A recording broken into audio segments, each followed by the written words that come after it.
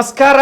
Karnataka Guinness ದಾಖಲೆ ಬಗ್ಗೆ ಮಾಹಿತಿ ಗೊತ್ತಾ? ಸಂಗೀತ ಶೃಂಗೇರಿ ಅವರೇ, ಬಿಗ್ ಬಾಸ್ನ ತೀರ್ಪುಗಾರರೇ, ನಿಮ್ಗೆ ಏನಾರ ಬುದ್ಧಿ ಇದೆಯಾ ಎನ್ನುವಂಥ ವಿಚಾರದ ಬಗ್ಗೆ ನಿಮ್ಮನ್ನು ಮಾತಾಡಕ್ಕೆ ಬಂದಿನಿ. ಏನಪ್ಪ ಅಂದ್ರೆ, ಗಿನ್ನಿಸ್ ದಾಖಲೆಗಿಂತ ಬಿಗ್ ಬಾಸೇ ಬಲು ಮುಖ್ಯವೇ?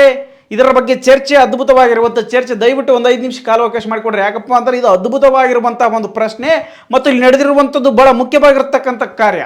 ಯಾಕಪ್ಪ ಅಂದರೆ ಇಡೀ ದೇಶದಲ್ಲಿ, ಇಡೀ ವಿಶ್ವದಲ್ಲಿ ಒಂದು ಅದ್ಭುತವಾಗಿರುವಂಥ ಸಾಧನೆಯನ್ನು ಮಾಡಿರುವಂತಹ ಮತ್ತು 5-6 ವರ್ಷಗಳಿಂದ ಸತತ ಪ್ರಯತ್ನ ಪಟ್ಟು ಒಂದು ಸಂಸ್ಥೆಯ ಮೂಲಕ ಅಥವಾ ಸರ್ಕಾರದ ಮೂಲಕ ಒಂದು ಕ್ರೀಡಾ ಸ್ಫೂರ್ತಿಯಾಗಿ ಆ ಒಂದು ಪ್ರಶಸ್ತಿಯನ್ನು ಪಡ್ಕೊಳ್ಳಲಾಗ್ತದೆ. ಯಾವುದಪ್ಪ ಅಂದರೆ ಗಿನ್ನಿಸ್ ರೆಕಾರ್ಡ್, ಅಂದರೆ ಗಿನ್ನಿಸ್ ದಾಖಲೆ ಪ್ರಮಾಣ ಪತ್ರ ಎನ್ನುವಂತಹ ಒಂದು ಪ್ರಮಾಣ ಪತ್ರವನ್ನು ಕೇಳಲಾಗ್ತದೆ. ಆದರೆ ಇವರು ಜಡ್ಜಸ್ಗಳು ಆ ಒಂದು ಪ್ರಮಾಣ ಪತ್ರವನ್ನು ಅರೀರಿ ಅಂತ ಕೇಳ್ತಾರೆ.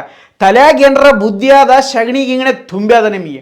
ನೀವು ಸಂಗೀತವರೇ, ನಿಮಗೆ ನೇರವಾಗಿರ್ತಕ್ಕಂಥ ಪ್ರಶ್ನೆ. ನಿಮ್ಮ ಬಗ್ಗೆ ಅಪಾರವಾದಂಥ ಗೌರವ ಐತೆ. ನಿಮ್ಮ ಒಂದು ಸೀಸನ್ನಲ್ಲಿ ಬಳೆಗೆ ತಂದಿರುವಂಥ ಗೌರವದ ಬಗ್ಗೆ ನಮಗೆ ಅಪಾರವಾಗಿರ್ತಕ್ಕಂಥ ಗೌರವ ಇದೆ.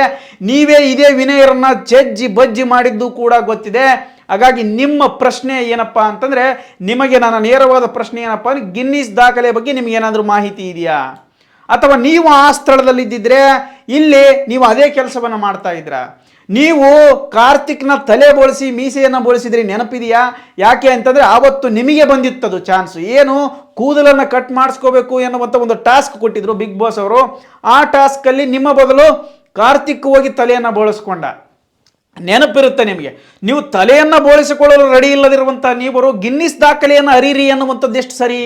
ಇದು ಮೊಟ್ಟ ಮೊದಲು. ಇದಕ್ಕಿಂತ ಬಹುದೊಡ್ಡ ಪ್ರಶ್ನೆ ಏನಪ್ಪ ಅಂತಂದ್ರೆ, ಗಿನ್ನಿಸ್ ದಾಖಲೆ ಮಾಡಿರುವಂಥ ವ್ಯಕ್ತಿ ಸಾಮಾನ್ಯ ಜನ ಹೆಂಗಾಗ್ತಾನ? ಅವನ ಸಾಮಾನ್ಯ ವ್ಯಕ್ತಿ ಹೆಂಗಾಗ್ತಾನ? ಅವ ದೊಡ್ಡ ಅವಾರ್ಡರು, ಅವ ದೊಡ್ಡ ಸ್ಫೂರ್ತಿದಾಯಕವಾಗಿರ್ತಕ್ಕಂಥ ಕ್ರೀಡಾ ಸ್ಪರ್ಧೆ. ಅವನನ್ನು ಹೆಂಗೆ ನೀವು ಸಾಮಾನ್ಯ ಜನರೇ ಕನ್ಸಿಡರ್ ಮಾಡಿದ್ರಿ? ಇವ್ರಿ ಒಂದು ಹೆಂಗ ಬೇಕಾದ್ರೆ ಸಾಂಗ್ ಆಡ್ಬಿಟ್ರೆ ಅವ್ನು ದೊಡ್ಡ ವ್ಯಕ್ತಿನ? ಅಥವಾ ಯಾವ್ದಾರು ಒಂದು 2 common dialogue, double meaning dialogue ಕೂಡ ಸಿನಿಮಾ ಮಾಡಿಬಿಟ್ರೆ ಒಂದು ದೊಡ್ಡ ಕಲಾವಿದಾನ? ಎಷ್ಟಾಗಿ ಹೊಂಟ್ರಿ ಬಿಗ್ ಬಾಸ್ ಮ್ಯಾನೇಜ್ಮೆಂಟ್? ಏನು ತಲೆ ಬರೀತಿಲ್ಲ ನಮಗೆ? ಇವು ಜಡ್ಜಸ್ಗಳು ಕರ್ಕೊಂಬಂದಿರಿ, ಇವಕ್ಕೇನು ಗುರ್ತದೆ ಹೇಳಿ? ಇವ್ರೇನು ವಿನ್ನರ್ಗಳ? ಮತ್ತೊಂದು ಇವ್ರು ಕರ್ಕೊಂಬಂದು ವಿನ್ನರ್ ಅಥವಾ ಬರ್ತದೇನೋ ಚಂದನ್ ಶೆಟ್ಟಿ, ಆಕಿ ಶ್ರುತಿ ಒಬ್ಬರು ವಿನ್ನರ್ ಅದಾರೆ. ಇವರಿಬ್ಬರು ಏನು ವಿನ್ನರ? ಇವ್ರನ್ನ ಕರ್ಕೊಂಬಂದಿರಿ. ಇವ್ರಿಗೆ ಏನು ಕೇಳಬೇಕನ್ನೋದು ಗೊತ್ತಿಲ್ಲ. ಆಕಿ ಪ್ಯಾಷನ್ ಮಾಡ್ಕೋತ ಕುಂದಿರ್ತಾಳ, ಈ ಥರ ರೌಡಿಸಮ್ ಮಾಡ್ಕೋತ ಕೂಡ್ತಾ ನೋಡಿರಿಲ್ಲ? ನೀವೇ ನಿಮ್ಮ ತಲೆಯನ್ನು ಬೋಳಿಸಿ ಹೇಳು, ಅದು ಸರಿಯಾಗಿ ಹೇಳ್ಬಿಟ್ರೆ ನೋಡಿ ಸರ್, ನೀವು ಈ ಒಂದು ಕಾರ್ಯಕ್ರಮಕ್ಕೆ ಬರಲು ನೀವು ನಿಮ್ಮ ತಲೆ ಬೋಳಿಸ್ಲಿಕ್ಕೆ ಸಿದ್ಧವಾಗಿದ್ರೆ ಇದು ಹೆಂಗಿರ್ತದೆ? ನೀವು ನಿಮ್ಮ ತಲೆಯನ್ನು ಬೋಳಿಸಿ ಅಂದ್ಬಿಟ್ರೆ ಏನದು ವಿಲನ್ನ? ನಿಜವಾದ ಪಾತ್ರಕ್ಕೂ ನೈಜ ಪಾತ್ರಕ್ಕೂ ಮತ್ತು ಸಿನಿಮಾ ಪಾತ್ರಕ್ಕೂ ಬಹಳ ವ್ಯತ್ಯಾಸವಿದೆ ವಿನಯಗೌಡ ಅವರೇ. ನಿಮ್ಮನ್ನು ನೋಡಿದ್ದೇವೆ ನಾವು. ಇದೇ ಒಬ್ಬ ಹೆಣ್ಣು ಮಗಳ ಮುಂದೆ ನೀವು ಸೋಲನ್ನು ಒಪ್ಪಿಕೊಂಡಿದ್ರೆ ಅದರ ಬಗ್ಗೆ ಸುದೀಪ್ ಸರ್ ಕೂಡ ವಾರದ ಗಟ್ಟಲೆ ಚರ್ಚೆ ಮಾಡಿ ರುಬ್ಬಿದ್ರು. ನಿಮಗೆ ನೆನಪಾದ ನಮಗೆ. ಆದ್ರೆ ಅರ್ಥ ಮಾಡ್ಕೊಳ್ರಿ ದಯವಿಟ್ಟು. ಅಮುಕು ಡುಮುಕನ ಬೈದಿದ್ದು ಒಂದೇ ರೀತಿ ಒಳ್ಳೆಯದಾಗಿರ್ಬೋದು, ಬಟ್ ಗಿನ್ನಿಸ್ ದಾಖಲೆ ವ್ಯಕ್ತಿಯನ್ನು ಅವಮಾನಿಸುವಂಥದ್ದು ಅಥವಾ ಆತನ ಪ್ರಮಾಣ ಪತ್ರವನ್ನು ಹರಿದು ಹಾಕುವಂತೆ ಹೇಳುವಂಥದ್ದು ಬಹಳ ಅತಿರೇಕತನದ ವರ್ತನೆ ಇದು. ಗಿನ್ನಿಸ್ ದಾಖಲೆ ಮಾಡ್ಬೇಕಾದ್ರೆ ದೊಡ್ಡ ಸಾಧನೆ ಬೇಕು. ನಿಮ್ಮ ತಲೆ ಕೂದಲನ್ನು ಕೇವಲ ಒಂದು ಸಿನಿಮಾದಾಗ ಹೋಗಿ ಬಾಡ್ದು ಬಿಡ್ತೀನಿ, ನೋಡು ನಾನು ಹಿಂಗ, ಈ ಡೈಲಾಗ್ ಬೇರೆ. ಆಕಿ ಒಬ್ಬ ಆರ್ಟಿಸ್ಟ್ ಆಗಿ ನಾನು ನಿನ್ನನ್ನು ಪ್ರೀತಿಸುವೆ, ನಿನಗಾಗಿ ಜೀವವನ್ನು ನೀಡುವೆ, ನಿನಗಾಗಿ ನಂಬಿ ಬಂದಿರುವೆ, ಇಂಥವು ಡೈಲಾಗ್ ಹೊಡೆಯೋಕೆ ಸರ್ವಸಾಮಾನ್ಯ ಎಲ್ಲರಿಗೂ ಬರ್ತದೆ. 2 ದಿನ ಹೇಳಿಕೊಟ್ರೆ. ಸಂಗೀತ ಅವರೇ, ನಿಮಗೆ ನೀವು ಮಾಡುವಂಥ ನಟನೆಗೆ ನೀವೇನಾದ್ರೂ ಅವತ್ತು ಅವಮಾನ ಮಾಡ್ತೀರಾ? ನೀವು ಮಾಡುವಂಥ ವೃತ್ತಿ ಜೀವನಕ್ಕೆ ಅವಮಾನ ಮಾಡ್ಬೋದಾ? ತಪ್ಪು ಇದು. ಶ್ರುತಿಯವರೇ, ನೀವು ಕಂಡುಕೊಂಡವರಿಗೂ ಕೂಡ ನೀವು ಇಂಥವೆಲ್ಲ ಮಾಡದೇ ಇರೋ ನೀವು ಬಿಗ್ ಬಾಸ್ಗೆ ಹೋಗಿ ಏನು ಮಾಡ್ತಾರೆ? ನಿಮಗೆ ಇದ್ರಂಗೆ ಚರ್ಚೆ ಮಾಡಿದ್ರೆ, ನಿಮಗೆ ಇದ್ರಂಗೆ ಅಗ್ನಿ ಪರೀಕ್ಷೆ ಇದೆಯಾ? ಸಾಮಾನ್ಯ ಜನರು ಈ ದೇಶದ ಸಂಪತ್ತು, ಸಾಮಾನ್ಯ ಜನರು ಈ ದೇಶದ ಆಸ್ತಿ. ನೀವು ಸೆಲೆಬ್ರಿಟಿಗಳೆಲ್ಲ ಆಸ್ತಿ. ನಾವು ಸಾಮಾನ್ಯ ಜನರ ಟಿಕೆಟ್ ನೋಡಿದ್ರೆ ನೀವು ಸಿನಿಮಾಗಳು ಮಾಡ್ತೀರಿ, ನೀವು ಸಿನಿಮಾದಲ್ಲಿ ಪಾತ್ರ ಮಾಡ್ಲಿಕ್ಕೆ ಸಾಧ್ಯ, ನಿಮ್ಮ ಸಿನಿಮಾಗಳು ಥಿಯೇಟರ್ಗಳಲ್ಲಿ ಓಡ್ಲಿಕ್ಕೆ ಸಾಧ್ಯ. ಸಾಮಾನ್ಯ ಜನರಿಗೆ ನೇರವಾದಂಥ ಪ್ರವೇಶವನ್ನು ಕೊಡ್ರಿ. ನೀವು ಸೆಲೆಬ್ರಿಟಿಗಳು ಮಾಡ್ರಿ ಇಂಥವೆಲ್ಲ. ಸಗಣಿ ತಿನ್ನೆ, ಸಗಣಿ ಮಕ್ಕ ಕಚ್ಚಿಗೆ, ಆಮೇಲೆ ಮೆಣಸಿನಕಾಯಿ ಜ್ಯೂಸ್ ಕುಡಿ, ಹಾಗಲಕಾಯಿ ಜ್ಯೂಸ್ ಕುಡಿ, ತಲೆ ಬೋಳಿಸಿಗೆ, ಮೀಸೆ ಬೋಳಿಸಿಗೆ, ಏನು ಉತ್ಸವಿಸಿರಿ ಏನು ನಮಗೆ? ನಮ್ಮನೇನು ತೊರಗ ಸೊಳ್ಳೆ ಮಕ್ಕಳು ಮಾಡಿರಿ? ಬಿಗ್ ಬಾಸ್ ಇದು ದೊಡ್ಡ ಅನ್ಯಾಯವಾಗಿರ್ತಕ್ಕಂಥದ್ದು. ನೋಡೋ ಸೆಲೆಬ್ರಿಟೀಸ್ಗಳು ಕಡಿಮೆ ಇರ್ಬೋದು, ಯಾವುದೇ ರಾಜ್ಯದಲ್ಲಾಗಲಿ ಯಾವುದೇ ದೇಶದಲ್ಲಾಗಲಿ. ಸರಿಸಾಮಾನ್ಯರು ಎಷ್ಟು ಜನ ಎಂಬುದು ಅರ್ಥ ಮಾಡ್ಕೊಳೀನ. ಯಾಕಪ್ಪ, ನೀನು ಬಿಗ್ ಬಾಸ್ ಆಗಿರ್ಬೋದು, ನೋಡುವಂಥ ಹಕ್ಕು ನಮಗದ, ಅದನ್ನು ಪ್ರಶ್ನೆ ಮಾಡುವಂಥ ಹಕ್ಕದ. ಅಂತಹ ಸಂವಿಧಾನದಲ್ಲಿ ಪ್ರಧಾನಮಂತ್ರಿಗಳಿಗೂ ಮಾಡಿರುವಂಥ ಒಂದು ಯೋಜನೆಗಳಿಗೆ ವಿರುದ್ಧವನ್ನು ಮಾಡ್ತೀವಿ ನಾವು, ಪ್ರಶ್ನೆಯನ್ನು ಮಾಡ್ತೀವಿ ಅಂತಂದ್ರಾಗ ನೀನು ಒಬ್ಬ ಆಫ್ಟರ್ ಆಲ್ ಬಿಗ್ ಬಾಸ್, ಒಬ್ಬ ಸಾಮಾನ್ಯ ಜನರಿಗೆ ಅವಕಾಶ ಕೊಡದೆ ಹೋಯ್ತಪ್ಪ, ನೀನೆಂಥ ವ್ಯಕ್ತಿ? ನೀವು ಸೆಲೆಬ್ರಿಟಿಗಳು ಕೂಡ ಇದನ್ನೇ ಮಾಡ್ರಿ, ಅಗ್ನಿ ಪರೀಕ್ಷೆ ಮಾಡ್ರಿ ನೋಡೋಣ. ಇವ್ರೇನು ದೊಡ್ಡ ಸಾಧಕರೇ? ಇವ್ರನ್ನ ಕರ್ಕೊಂಬಂದ್ಬಿಟ್ಟಿರಿ. ನಿಜವಾಗ್ಲೂ ಬಿಗ್ ಬಾಸ್ನ ಮಾನ್ಯ ಮರ್ಯಾದೆ ಘನತೆಯನ್ನು ಹಾಳು ಮಾಡ್ತಾ ಇದ್ದೀರಿ ನೀವು. ಆ ಒಂದು ಕಾರ್ಯಕ್ರಮಕ್ಕೆ ಕನ್ನಡದ ಕಿಚ್ಚ ಸುದೀಪ್ ಅವರು ನಿರೂಪಣೆ ಮಾಡಿಸ್ತಾ ಇದ್ದೀರಿ. ಅವರಿರುವಂಥ ಕಾರಣಕ್ಕೆ ಕಿಚ್ಚ ಸುದೀಪ್ ಅವರು ನಿರೂಪಣೆ ಮಾಡ್ತಾ ಇರೋದಕ್ಕೆ ಆ ಒಂದು ಬಿಗ್ ಬಾಸ್ ಒಂದು ಘನತೆ ಇರುವುದು ನಮ್ಮ ಕರ್ನಾಟಕದಲ್ಲಿ. ಅವರು ಏನಾರ ಬಿಗ್ ಬಾಸ್ ಸೀಸನ್ ಈ ಜನಸಾಮಾನ್ಯರನ್ನು ಒತ್ತಾಯ ಮಾಡಿದ್ರೆ ತತ್ಕ್ಷಣ ಜನರ ಅಪ್ಪಣೆ ಮೀರದೆ ಅವರು ಸುದೀಪ್ ಅವರು ಮಾಡೋದಿಲ್ಲ. ಯಾಕಂದ್ರೆ ಜನರಿಗೆ ಎಷ್ಟು ಗೌರವ ಕೊಡ್ತಾರೆ ಸುದೀಪ್ ಅವರು. ಅದೇ ಸರಿಸಾಮಾನ್ಯರು ಬಂದು ಇಡೀ ಹೊತ್ತು ಸುದೀಪ್ ಅವರಿಗೆ ಹೋರಾಟವನ್ನು ಮಾಡೋದ್ರ ಮುಖಾಂತರ ಅಥವಾ ಪ್ರಶ್ನೆಯನ್ನು ಮಾಡೋದ್ರ ಮುಖಾಂತರ ಏನಾರು ಧ್ವನಿ ಎತ್ತಿದ್ರು ಅಂತ ಅನ್ಕೊಳ್ರಿ, ನಿಮ್ಮ ಬಿಗ್ ಬಾಸು ಇಲ್ಲ, ಈ ಬಿಗ್ ಬಾಸ್ ಸ್ಪರ್ಧೆಗಳೂ ಇಲ್ಲ. ಸಾಮಾನ್ಯರಿಗೆ ಗೌರವ ಕೊಡೋದು ಕಲೀರಿ. ಆ ಮಗ ಪಾಪ ಆತಗೂ ಕೂಡ ತಲೆಗೆ ಬುದ್ಧಿಲ್ಲ ಅನ್ಸುತ್ತೆ ಮೋಸ್ಟ್ಲಿ. ಬಿಗ್ ಬಾಸ್ ಮುಖ್ಯವೇ ಸರ್ಟಿಫಿಕೇಟ್ ಮುಖ್ಯವೇ, ಸರ್ಟಿಫಿಕೇಟ್ ಹರಿದು ಬಿಡೋದೆ, ಬಿಗ್ ಬಾಸ್ ಮುಖ್ಯ. ದಯವಿಟ್ಟು ಆ ವ್ಯಕ್ತಿಗೆ ಅವಕಾಶ ಮಾಡಿಕೊಡ್ರಿ. ಯಾಕಪ್ಪ ಅಂದ್ರೆ ಬಹುದೊಡ್ಡ ಸಾಧನೆ ಅದು. ಗಿನ್ನೀಸ್ ದಾಖಲೆ ಅಂದ್ರೆ ಸಾಮಾನ್ಯ ಅಲ್ಲ. ಗಿನ್ನೀಸ್ ದಾಖಲೆ ಬರೆದಿರುವಂಥ ಅಕ್ಷರವನ್ನ ಇನ್ನೊಂದು ಪುನರ್ಜನ್ಮ ಬಂದರೂ ಕೂಡ ಅಳಿಸಿರೋಕ್ಕಾಗಲ್ಲ ತನ್ನ ಹೆಸರು. ಬಿಗ್ ಬಾಸ್ ಅನ್ನೋದು ಒಂದು ಸಾಮಾನ್ಯ ಅವಕಾಶ ಅದು. ಅದರಿಂದ ನೀನು ಒಳ್ಳೇದಾಗ್ಬೋದು ಕೆಟ್ಟದಾಗ್ಬೋದು, ಬಟ್ ಗಿನ್ನೀಸ್ ದಾಖಲೆಯಿಂದ ಒಳ್ಳೇದಾಗಿರೋದು, ಬಹುದೊಡ್ಡದಾಗಿರ್ತಕ್ಕಂಥ ಹೆಸರು, ಬಹುದೊಡ್ಡದಾಗಿರ್ತಕ್ಕಂಥ ನೇಮು, ಬಹುದೊಡ್ಡದಾಗಿರ್ತಕ್ಕಂಥ ಫೇಮು, ಇವೆಲ್ಲ ಬಂದಿರ್ತದೆ, ದುಡ್ಡು ಬಂದಿರ್ತದ, ಆಕಾಶಕ್ಕೆ ಎತ್ತರವಾಗುವಂಥ ಒಂದು ಹೆಸರನ್ನು ಕೂಡ ಮಾಡ್ಕೊಂಡಿರ್ತಾನೆ. ಆತನನ್ನು ಜನಸಾಮಾನ್ಯರಲ್ಲಿ ಸೇರಿಸ್ಕೊಂಡಿದ್ದೇ ನೀವು ದೊಡ್ಡ ತಪ್ಪು. ನೇರವಾಗಿ ಕೊಡ್ಬೇಕಾಗಿತ್ತು ಟಿಕೆಟ್ ನೀವು ಬಿಗ್ ಬಾಸ್ಗೆ.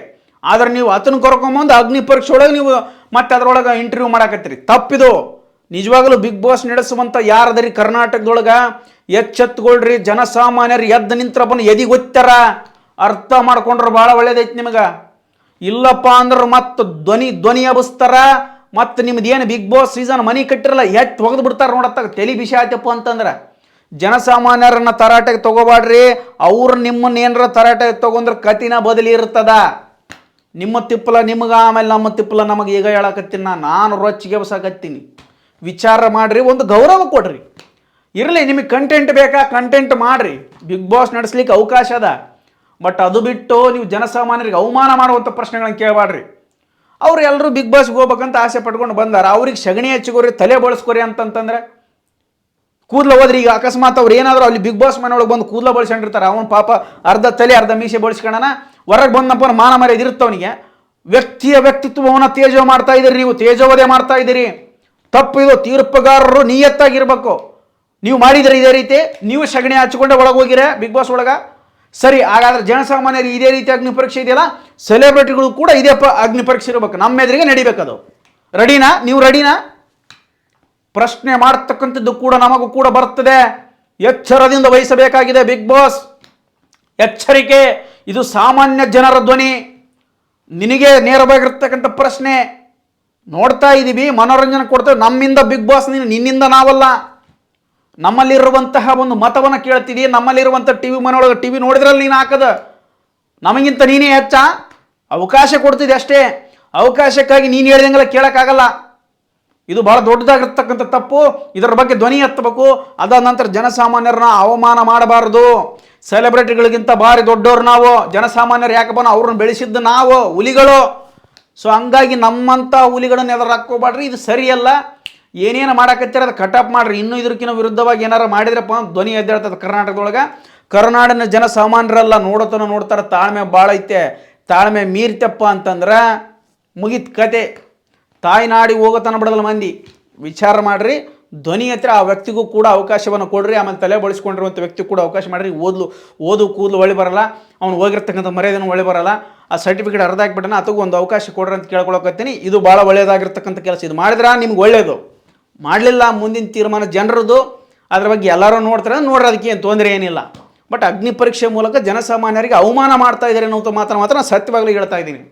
ಇದು ಮಹಾ ತಪ್ಪು. ಕಿಚ್ಚ ಸುದೀಪ್ ಅವರು ಕೂಡ ಇದ್ರ ಬಗ್ಗೆ ಒಂದು ಸ್ವಲ್ಪ ಧ್ವನಿ ಕೊಡೋದ್ರ ಮುಖಾಂತರ ಅಥವಾ ಒಂದು ಸ್ಪಷ್ಟನೆಯನ್ನು ಕೊಡಬೇಕಾಗಿದೆ. ಏನೇ ಯಾಕಪ್ಪ ಜನರಿಗೆ ಅರ್ಥ ಇಲ್ಲ, ನನ್ನನ್ನು ಸೇರಿಸಿ.